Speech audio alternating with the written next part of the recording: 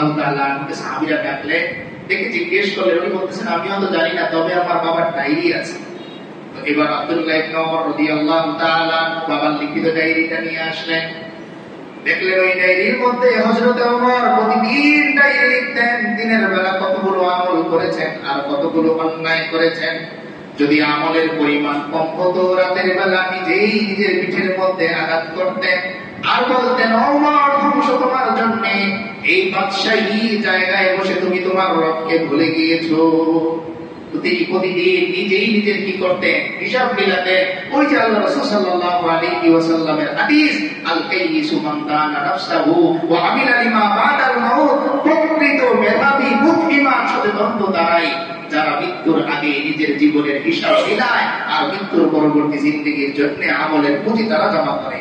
হযরত ওমর রাদিয়াল্লাহু তাআলা আনহু সেই ডায়েরির মধ্যে পাওয়া গেল যে বাদশা হওয়ার পরও তিনি প্রতিদিন ডায়েরি লিখেন, প্রতিদিন কয়টা আমল তিনি করলেন আর কয়টা আমল তার চলে গেল।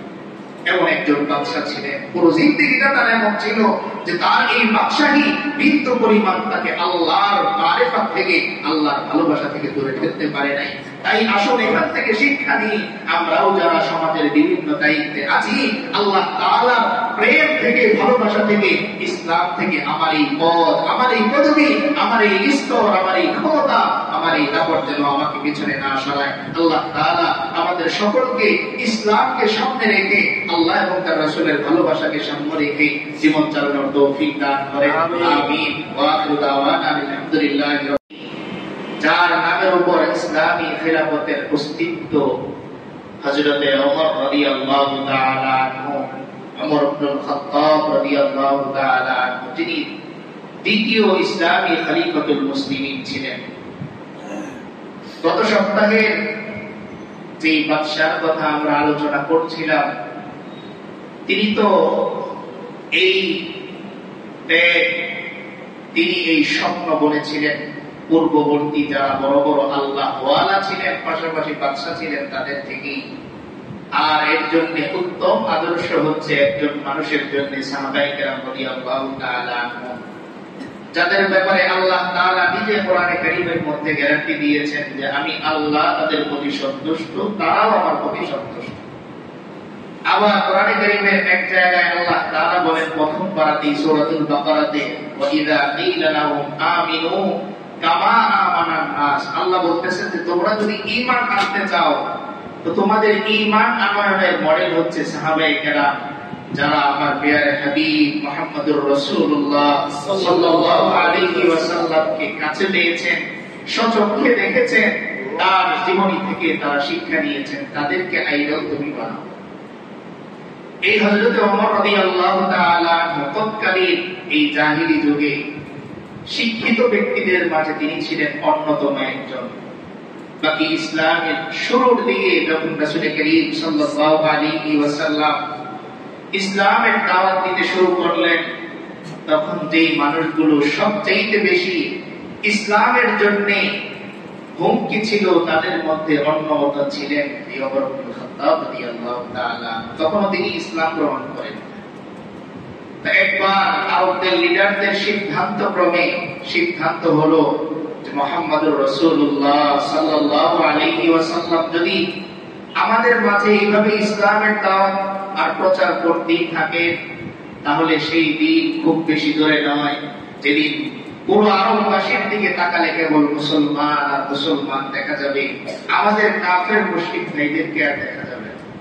এই জন্য তারা টার্গেট করলেন যে ইসলামকে যদি পৃথিবী থেকে মিটিয়ে দিতে হয়, তাহলে এই ইসলামের দাওয়াত যিনি দিচ্ছেন তাকে আগে পৃথিবী থেকে সরাতে হবে।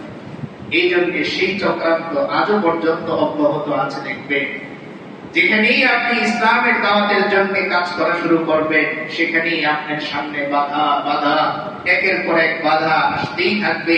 কারণ এটা রাসূল করিম সাল্লাল্লাহু আলাইহি ওয়াসাল্লামের জামানা থেকেই শুরু হয়েছে। হযরত ওমর রাদিয়াল্লাহু তাআলা যখন মশওয়ারায় সিদ্ধান্ত হলো যে কে এই কাজ করবে, তো তিনি হাত তুলে রাজি হলেন যে তিনি এই কাজ করবেন। তো রাস্তায় যখন তিনি আসছিলেন, হঠাৎ একজন বলতেছে, ওমর তুমি যে মুহাম্মদকে বিদায় করতে যাচ্ছ, আগে ঘরে খোঁজ নাও, তোমার বোনও ইসলাম গ্রহণ করে ফেলেছে।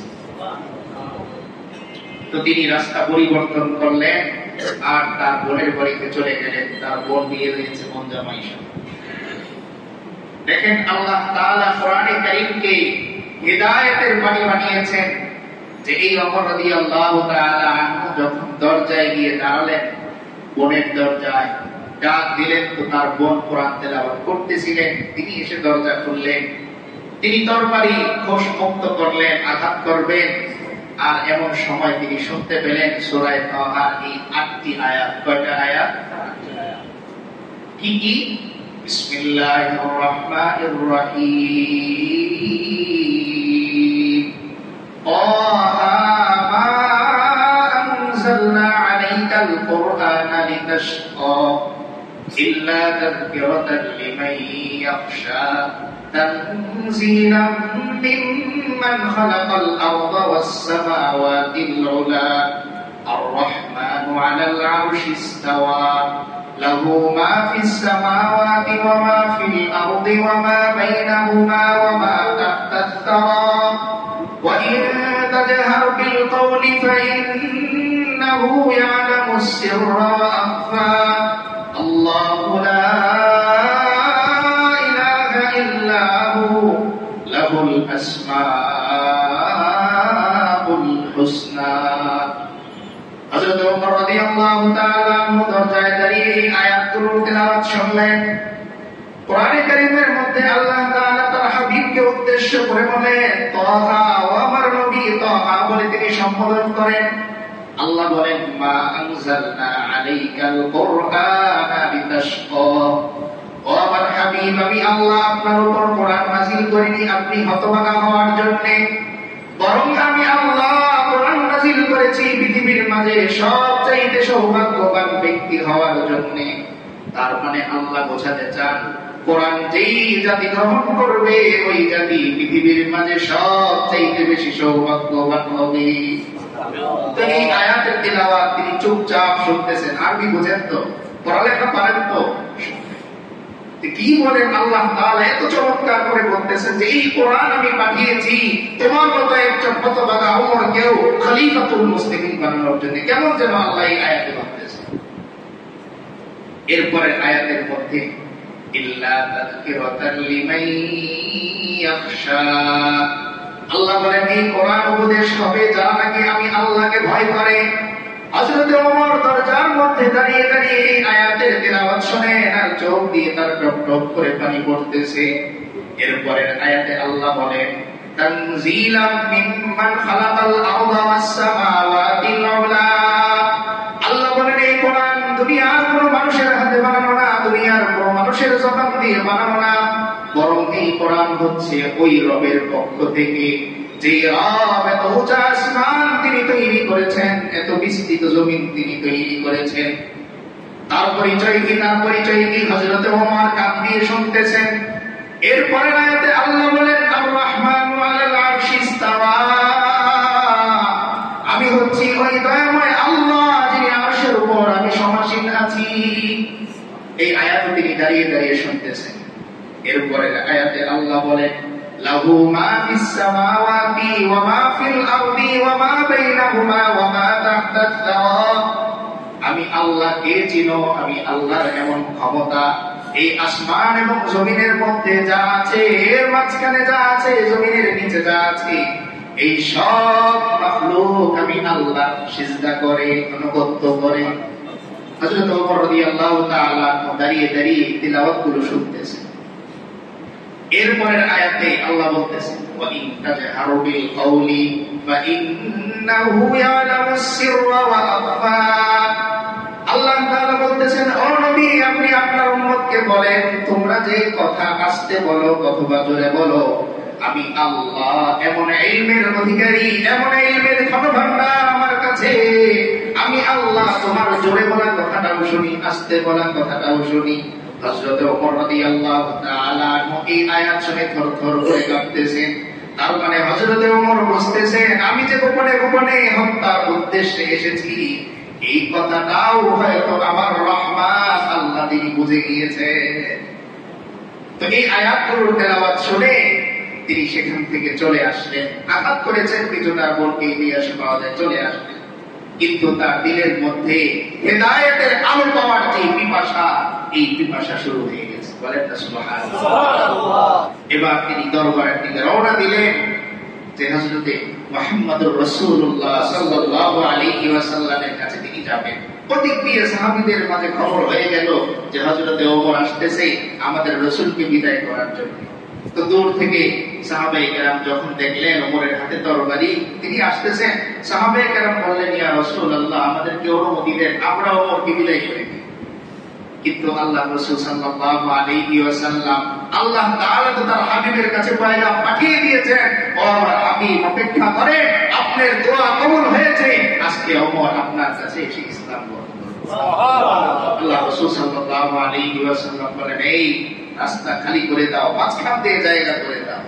সবাই দুই পাশে ভাগ হয়ে গেল, মাঝখান দিয়ে ইসলামের বড় দুশমন তিনি আস্তে আস্তে এগিয়ে আসেন। সামনে আসলেন, সাহাবায়ে কেরাম থরথর করে কাঁপতেছেন, না জানি ওমর তরবারিটা বের করে আঘাত করেই ফেলে। তিনি আসলেন, হাঁটু গেড়ে বসলেন, এক নজর চেহারার দিকে তাকালেন আর বললেন, ও হাবিব, আমারও পরিয়ে দেন, আশহাদু আল্লা ইলাহা ইল্লাল্লাহ ওয়া আশহাদু আন্না মুহাম্মাদার রাসূলুল্লাহ। এই কালিমা পড়ে হযরত ওমর মুসলমান হয়ে গেলেন। মুসলমান তিনি হয়ে গেলেন। পুঁজি হিসাবে কি ছিল? সেই সূরা তাহা, মাত্র 8টা আয়াত। এই 8টা আয়াত হযরত ওমরকে পরিবর্তন করে ইসলামের মধ্যে নিয়ে আসে। এবার এই ওমরকে আল্লাহ তাআলা কেমন উঁচা ইজ্জত সম্মান দান করলেন, তার জীবনী সম্পর্কে আজকে আমরা সংক্ষেপে আলোচনা করব। আর পাশাপাশি যে মেসেজটা আমরা এখান থেকে দেওয়ার চেষ্টা করব সেটা হলো এই, যে হযরত ওমরের চাইতে বড় বাদশা হওয়ার বর্তমান সময়ে নেই। তো বাদশা হওয়ার পরেও কেমন হতে হয় বাদশা, নীতিদার কেমন হতে হয়, এই বিষয় সম্পর্কে আমরা কিছু জানি। তো হযরত ওমর রাদিয়াল্লাহু তাআলা আনহু ইসলামের পক্ষে কাজ করা শুরু করলেন। তার মেধা, তার বুদ্ধি, তার সময় যেগুলো আগে ইসলামের বিপক্ষে কাজ করত, এখন এগুলো চলে আসলো ইসলামের পক্ষে। তিনি আল্লাহ রাসূল সাল্লাল্লাহু আলাইহি ওয়াসাল্লামকে বললেন, ইয়া রাসূলুল্লাহ, আজকে থেকে আযান প্রকাশ্যে হবে, আজকে থেকে ইসলামের প্রচার প্রকাশ্যে হবে। আমি ওমর আপনার পাশে দাঁড়িয়ে আছি, ইসলামের দাওয়াত আপনি দেন, ইসলামের প্রচার আপনি করেন। কেমন স্তরে পৌঁছালেন? আল্লাহ রাসূল সাল্লাল্লাহু আলাইহি ওয়াসাল্লাম বলেন, লাউ কানা বাদি নাবিয়্যুন লাকানা উমর। ওয়া আমার উম্মত শোনো, ওমরকে আমার আল্লাহ এত দামি বানিয়েছেন, ওমরের মেধা, ওমরের দিমাগ আল্লাহ এত উন্নত করেছেন, আমার পরে কোন নবী আসার সুযোগ নাই, নবুয়তের দরজায় তালা দিয়ে আমি চলে যাচ্ছি। কিন্তু মনে রাখো, যদি আমার পরে কোন নবী আসার সুযোগ থাকতো, তাহলে আমার আল্লাহ ওমরকে নবী বানিয়ে দুনিয়ার মধ্যে পাঠাতেন। এত ইজ্জত, এত সম্মান আল্লাহ তাআলা হযরত ওমর রাদিয়াল্লাহু তাআলা আনহুকে দান করলেন। মনে রাখবেন, পুঁজি কি? সূরা তাহার মাত্র 8টা আয়াত। এই পয়েন্টে এসে একটু চিন্তা করেন, আজকে আমার আপনার কাছে পুরা 30 পারা কোরআন থাকার পরেও আমার মধ্যে সেই ওমরের মতো ফিকির আসে না। তার কারণে আমি এখনো পর্যন্ত কোরআনকে আঁকড়ে ধরতে পারি। 8টা আয়াত একজন ওমরের জীবনকে পরিবর্তন করে দিয়েছে। রাসূল করিম সাল্লাল্লাহু আলাইহি ওয়াসাল্লাম সাথী হয়ে গেলেন। ডান পাশে বসেন, কখনো বাম পাশে বসেন, হাদিয়া আসে, তিনি খান, ওমরকে দেন, এইভাবে চলতে থাকে। তিনি যখন খলিফাতুল মুসলিমিন হলেন হযরত আবু বকর রাদিয়াল্লাহু তাআলা আনহুর ইন্তেকালের পরে, যেহেতু আমাদের মূল আলোচনার সাবজেক্টটা হচ্ছে খলিফা হওয়ার পরে তিনি তার জীবনটা কিভাবে কাটিয়েছেন, ওই মেসেজটা, তাই আমরা মাঝখানে সংক্ষেপ করে ওখানে চলে গেলাম। তিনি যখন খলিফা হলেন, প্রথম ওনার কাছে একজন দুধ হাদিয়া নিয়ে আসলো। কি দুধ? তো তিনি এই দুধ খেলেন। খাওয়ার পরে জিজ্ঞেস করতেছে যে এই দুধটা তুমি কোথা থেকে নিয়ে আসছো? তিনি হাদিয়া দিয়েছেন। তো তিনি বললেন, এটা হচ্ছে বাইতুল মালের যে উট এগুলো আছে, ওখানে দুধগুলো সপ্তাহে একদিন গরিবদের মাঝে বিলানো হয়। তো এই দুধ আজকে আমার ভাগে পড়েছে, আমি আপনাকে হাদিয়া দিয়েছি। খুব খেয়াল করে শুনবেন, কেউ যদি আপনাকে কোনো জিনিস সদকা হিসাবে দেয়, এটা আপনি মালিক হওয়ার পর যে কোনো ব্যক্তিকে খাওয়াতে পারবেন। কারণ আপনি যখন মালিক হয়েছেন তখন এটা সদকা হিসেবে নাই, এখন আপনি মালিক, আপনি চাইলে হাদিয়া হিসেবে যে কাউকে খাওয়াতে পারেন। কিন্তু হযরত ওমর রাদিয়াল্লাহু তাআলা আনহু বললেন, সর্বনাশ তুমি করলে, এই দুধ আমাকে কেন খাওয়ালে? এখন যেই ব্যক্তি ওনাকে দুধ খাইয়েছেন তিনি বলতেছেন আমিরুল মুমিনিন, এই দুধ তো আমি সদকা পেয়েছি, আমি তো আপনাকে হাতিয়ে দিয়েছি, এটা তো কোনো অসুবিধা নাই, তিনি বলতেছেন। কিন্তু এবার হযরত ওমর রাদিয়াল্লাহু তাআলা বলেন, ও আমার ভাই শোনো, হাসরের ময়দানে আমার আল্লাহ যদি আমাকে জিজ্ঞেস করেন, ওমর এদিকে আসো, এই যে তোমার খাদ্যনালীর মধ্যে বাইতুল মালের পশুর দুধ দেখা যায়, এর কারণ কি বলো? হযরত ওমর বলেন, ওই দিন আমার রবের সামনে উত্তর দেওয়ার ভাষা আমার জানা নাই, তাই এই দুধ আজকে তো খাইয়েছো, সামনের জিন্দেগিতে কোনদিন আমার সামনে এই দুধ নিয়ে এসো না। তিনি সঙ্গে সঙ্গে বমি করে সেই দুধ ফেলে দিলেন। এই হযরত ওমর রাদিয়াল্লাহু তাআলা প্রথম শুরু করলেন এটা দিয়ে যে সচেতনতা কাকে বলে, যে বাইতুল মালের কোন জিনিস হোক তোমার জন্য সেটা সদকা, আমার জন্য খাওয়া বৈধ, কিন্তু আমি চাই না যে আমার রবের সামনে এমন অবস্থায় আমি দাঁড়াই যে ঘুরিয়ে পেঁচিয়ে হলেও আমার কাছে এসেছে এমন কোন কাজ আমি ওমর করতে পারবো।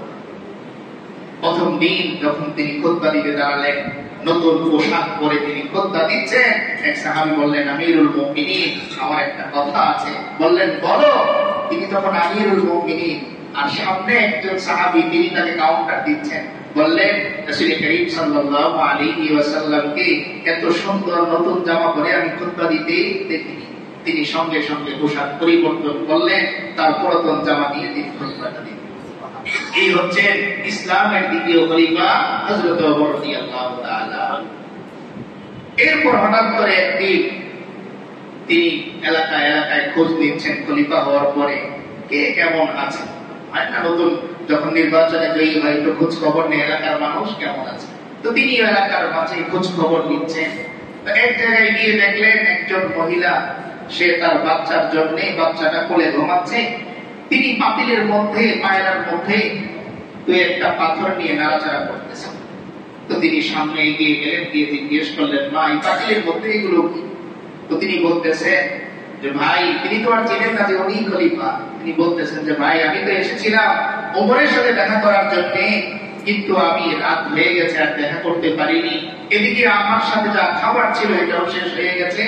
এখন আমার সন্তানটা ক্ষুধায় কাঁদতেছে, তাই তাকে সান্ত্বনা দেওয়ার জন্য পাতিলের মধ্যে একটু পাথর নাড়াচ্ছি আর বারবার সন্তানটাকে বলতেছি, বাবা এই তো রান্না হয়ে যাবে, রান্না হয়ে যাবে। এই দৃশ্য দেখে হযরত ওমর রাদিয়াল্লাহু তাআলা সঙ্গে সঙ্গে চলে গেলেন, গিয়ে তার জন্য পর্যাপ্ত পরিমাণ খাবার, এই বাচ্চার খাবার তিনি নিয়ে আসলেন।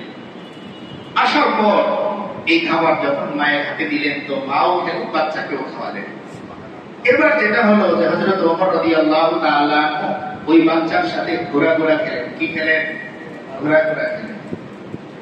অথচ উনি তখন কি আমিরুল মুমিনিন, ইসলামের দ্বিতীয় খলিফা, অর্ধজাহানের খলিফা। তিনি বাচ্চার সাথে কি করেন? ঘোরাঘোরা খেলেন। তখন দূর থেকে একজন ওনারই আশপাশে এসে জিজ্ঞেস করলেন, আমিরুল মুমিনিন আপনি ছোট বাচ্চার সাথে কেন ঘোরাঘোরা খেলতেছেন?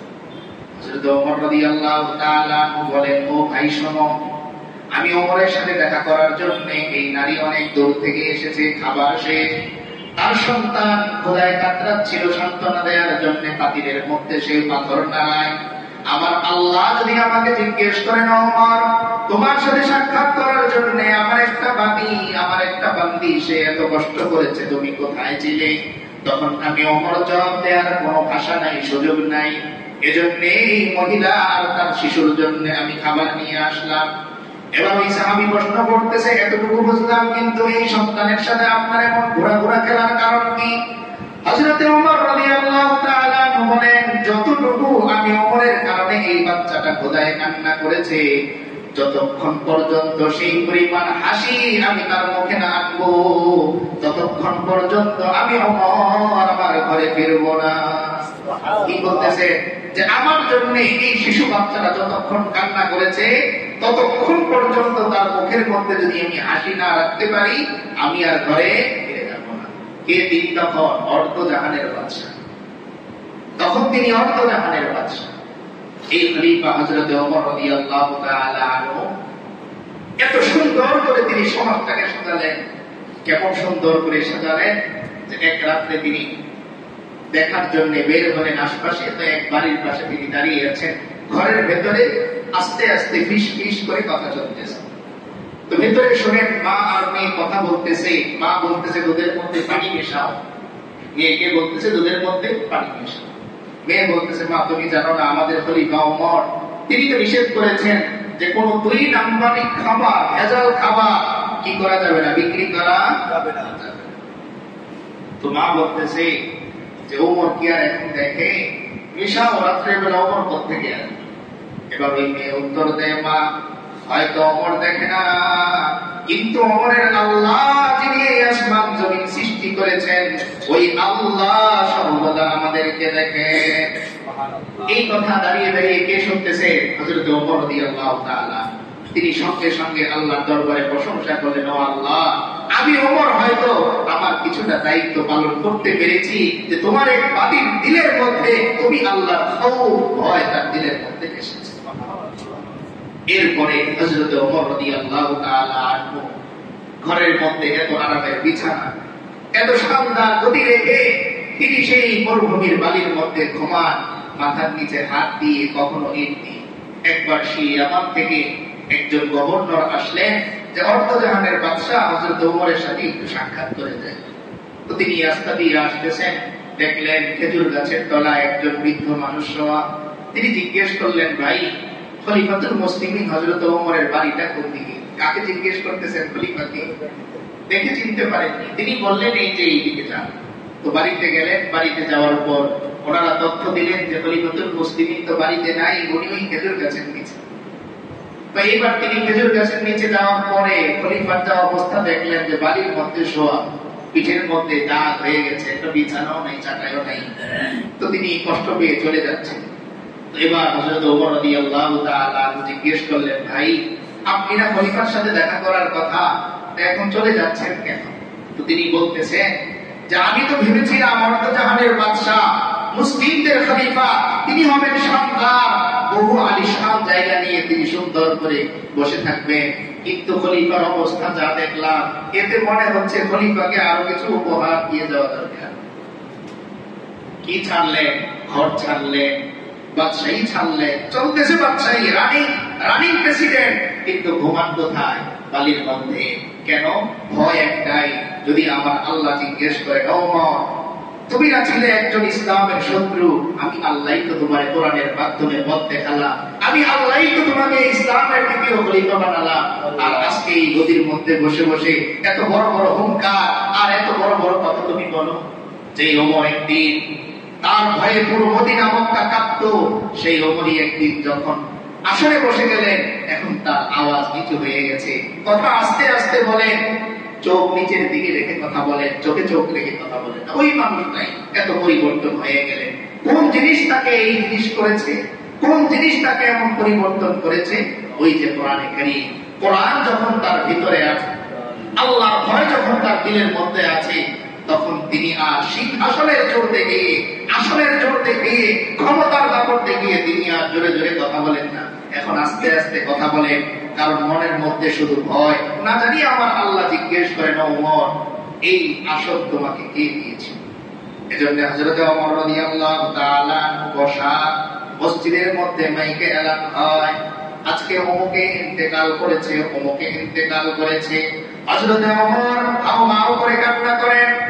আশপাশের সাহাবীরা বলে, ওমর কোনদিন আপনাকে কান্না করতে দেখি না। যখনই কোন মাইকে এলান হয় অমুকে ইন্তেকাল করেছে, আপনার চোখে পানি থাকে আর হাওমাও করে আপনি কান্না করেন। এবার হযরত ওমর বলে, কুল্লা ইয়াউমিন ইউকালু ফীহি মাতা ফুলানুন মাতা ফুলানুন ওয়া জাআ ইয়াউমিন ইউকালু ফীহি মাতা ওমর ইউকালু ফীহি মাতা ওমর। হযরত ওমর রাদিয়াল্লাহু তাআলা বলেন, ও আমার ভাইয়েরা শোনো, প্রতিদিন মসজিদের মাইকের মধ্যে এলান হয়, আওয়াজ হয়, অমুক মারা গেছে, অমুক ইন্তেকাল করেছে, অমুক বিদায় হয়ে গেছে। মনে রেখো, এমন একটা দিন আমি ওমরের জীবনে আসবে, যেই দিন ঘোষণা হবে মাতা ওমর, খলিফাতুল মুসলিমিন হযরত ওমর দুনিয়া থেকে বিদায় হয়ে গেছে। এজন্য তিনি কান্না করেন, ওমর মৃত্যুর ভয় এই সিংহাসন তাকে ভুলাতে পারে নাই, বরং সিংহাসনে বসেও তার চোখের মধ্যে পানি, আহারে না জানি কোন দিন আমি ওমর বিদায় হয়ে যাই।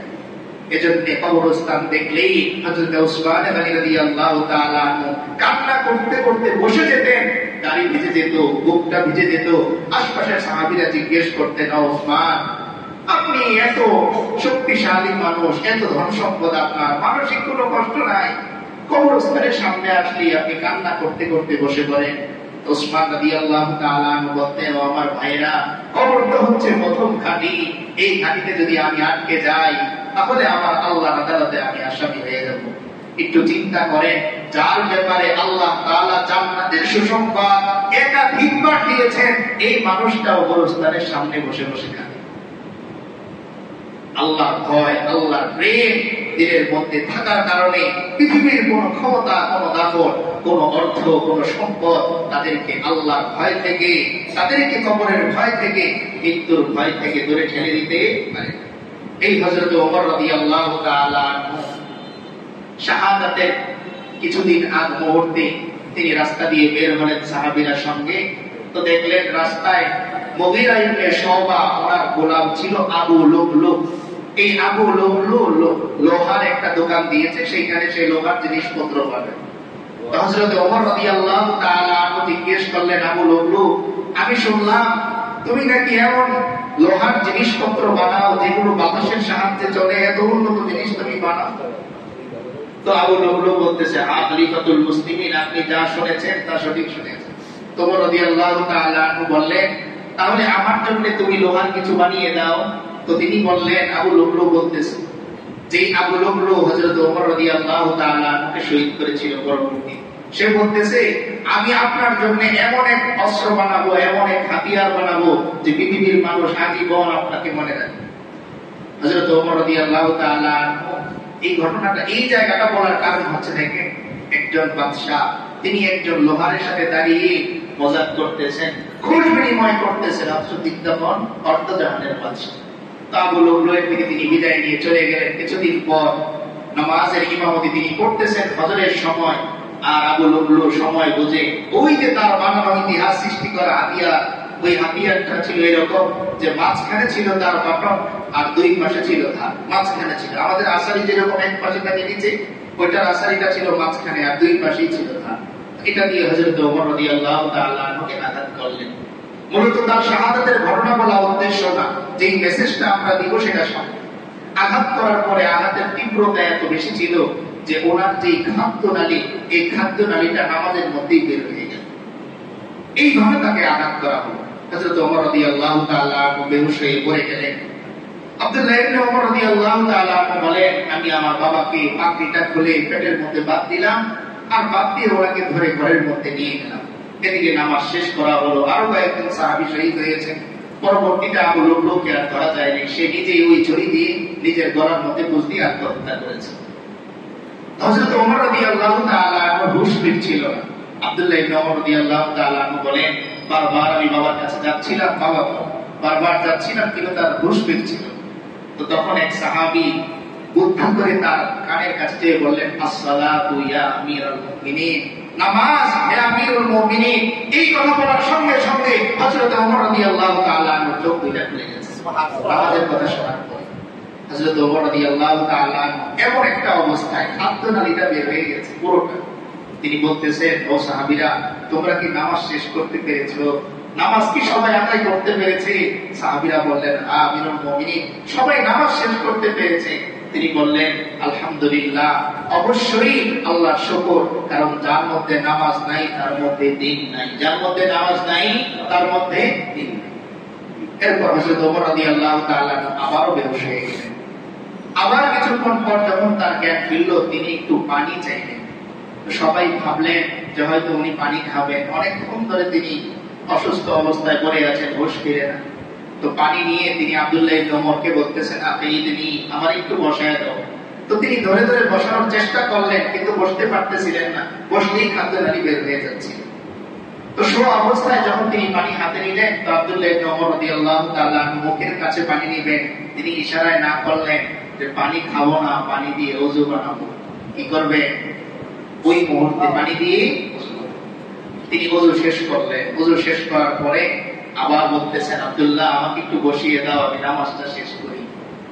আব্দুল্লাহ বলতেছে, বাবা আপনার বসা সম্ভব না, যেইভাবে আঘাতের অবস্থা, তীব্রতা এত বেশি, বসলে আপনার খাদ্যনালী বের হয়ে যাবে। তিনি আবার ধমক দিয়ে বললেন, আব্দুল্লাহ আমাকে বসাও, আমার আল্লাহ দেখুন আমি ওমর নামাজের মধ্যেও আমার আল্লাহকে স্মরণ রেখেছি। এবার যখন আব্দুল্লাহ ইবনে ওমর রাদিয়াল্লাহু তাআলা তাকে বসানোর চেষ্টা করলেন, খাদ্যনালীটা আবারও বের হয়ে গেল, পাকড়ি দিয়ে আবার তিনি বাঁধলেন, আবার তিনি শুইলেন, শুয়ে শুয়ে নামাজ শেষ করলেন। তিনি কি করলেন? নামাজ শেষ করলেন। এবার ওই সময় শুয়ে শুয়ে তিনি দোয়া করতেছেন, আল্লাহুম্মা রযুকনি শাহাদাতান ফি সাবিলিক ওয়াজআল মাউতি ফি বালাদি রাসূলিক। ও আল্লাহ, শাহাদাতের মৃত্যু আমি ওমরকে দান করেন, আর আপনার শহর, আপনার হাবিবের শহর মদিনাতে আমার দাফন করেন। ওখান থেকে পরবর্তীতে ওনার এই তামান্না নিয়ে একজন কবি সুন্দর বলেছিলেন, যেটা আমরা খুতবার মধ্যে শুনেছিলাম, বাকিয়ে মুকদ্দাস মে হো মেরি মারকাদ, বাকিয়ে মুকদ্দাস মে হো মেরে মারকাদ, হমেশা रहूं मैं किनारे मदीना, बाकिए मुकद्दस में हो मेरे मरकद, हमेशा रहूं मैं किनारे मदीना, यही आखिरी इल्तिजाए ज़बानी, यही आखिरी इल्तिजाए ज़बानी, के हो हशर में भी इशारे मदीना। কেমন যেন হযরত ওমর আল্লাহকে বলতেছেন, ও আল্লাহ, আমার একটাই আশা, আমার কাফনটা যেন মদিনাতে হয়, মদিনার ঘাম যেন আমার নাকের মধ্যে আসে, আমি যেন আমার হাবিবের পাশে ঘুমাতে পারি, যেন হাসরের ময়দানে আমার হাবিবের সঙ্গে আমার হাসর হয়। তো তিনি দোয়া করতেছিলেন। এরপর জিজ্ঞেস করলেন, আমাকে কে শহীদ করেছে, হত্যা করেছে, কি আঘাতটা করেছে কি? সব সাহাবীরা বললেন, আবু লুবব। আচ্ছা চিন্তা করেন তো, বাদশা এখনো তো জীবিত, মারা যাননি। এই মুহূর্তে যখন তিনি শুনলেন যে ওই আবু লুবব একজন লোহার, সে আমাকে কি করেছে, আঘাত করেছে, তো তিনি অর্ডার দেওয়ার কথা না যে তাকে হত্যা করো। যদিও সে নিজে নিজেই আত্মহত্যা করেছে, কিন্তু অর্ডার তো দেওয়ার কথা, তিনি তো আর জানেন না। তো তিনি বলতেছেন আলহামদুলিল্লাহ। কি বললেন? আলহামদুলিল্লাহ, আল্লাহর শুকর যে কোন নামাজি মুসলমান ব্যক্তি আমাকে আঘাত করে নাই, তাহলে আমার আফসোস না। মাফ করে দিলেন মনে মনে আবু লুবব। এরপরে যখন চিকিৎসক নিয়ে আসা হলো চিকিৎসার জন্য, কোনোভাবেই সুস্থ হচ্ছেন না, খাবার খেতে পারেন না, খাবার খান ভেতরে থাকে না খাবার, তো তখন পাত্রী আসলো, এসে ওনাকে এক পেয়ালা দুধ দিল আর বলল, ওমর, এর পরবর্তী খলিফা আপনি নির্বাচন করে ফেলেন, আপনার হায়াত কমে এসেছে, আয়ু কমে এসেছে, আপনি আর থাকবেন না। তো এই অবস্থাতেই হযরত ওমর রাদিয়াল্লাহু তাআলা দুধটা নিলেন, পান করলেন। আর আব্দুল্লাহ ইবনে ওমর রাদিয়াল্লাহু তাআলা বলেন, আমি তাকিয়ে দেখলাম আমার বাবার খাদ্যনালী দিয়ে সেই দুধগুলো বের হয়ে যাচ্ছে, হজম হচ্ছে। এমন একটা অবস্থা। এই মুহূর্তে যখন পাত্রী ওই চিকিৎসক বের হয়ে যায়, তো ওনার জামাটা ছিল টাকনোর নিচে। কোথায়? টাকনোর নিচে। ওমর রাদিয়াল্লাহু তাআলা ডাক দিলেন, ও চিকিৎসক, এদিকে আসো, তোমার কাপড়টা উপরে ওঠাও, কারণ এই কাপড় উপরে রাখাটা এটা আমার আল্লাহর রাসূলের আদেশ, এইটা হচ্ছে আমার আল্লাহর আদেশ, তাই তুমি কাপড়টা একটু উপরে ওঠাও। ওই মুহূর্তে থেকে ইসলামের প্রতি, এই যে আমরা খুতবার মধ্যে পড়ি, ওয়া আশাদুহু ফি আমরিল্লাহি উমর, আল্লাহর আদেশের ব্যাপারে, ইসলামের আদেশের ব্যাপারে ওমর ছিলেন সবচেয়ে কঠিন। এই ছিল হযরত ওমর। এরপর যখন তিনি শাহাদাতের আগ মুহূর্তে চলে আসলেন, তার ছেলে আব্দুল্লাহ ইবনে ওমর রাদিয়াল্লাহু তাআলা আনহুকে পাঠালেন যে, ও ছেলে যাও, আম্মাজানের কাছে যাও, আম্মাজান আয়েশার কাছে যে অনুমতি চাও, তিনি যেন একটু মেহেরবানি করে অনুমতি দেন, আমি যেন আমার হাবিবের কবরের পাশে একটু শুইতে পারি। অনুমতি দেয়া হলো, তিনি শাহাদাত অর্জন করলেন। ইন্তেকালের পরে যখন তাকে গোসল দেয়া হচ্ছে, এই সময় কয়েকজন সাহাবী খেয়াল করলেন যে ওনার পিঠের মধ্যে চাবুকের দাগ জায়গায় জায়গায় ঘা হয়ে গেছে। তখন সাহাবায়ে কেরাম একে অপরকে প্রশ্ন করতেছেন, আমিরুল মুমিনিন হযরত ওমরকে আঘাত করবে এইরকম ব্যক্তি তো এই মক্কা মদিনার জমিনে নাই, তো ওনার পিঠের মধ্যে এরকম আঘাতের চিহ্ন কেন? আব্দুল্লাহ ইবনে ওমর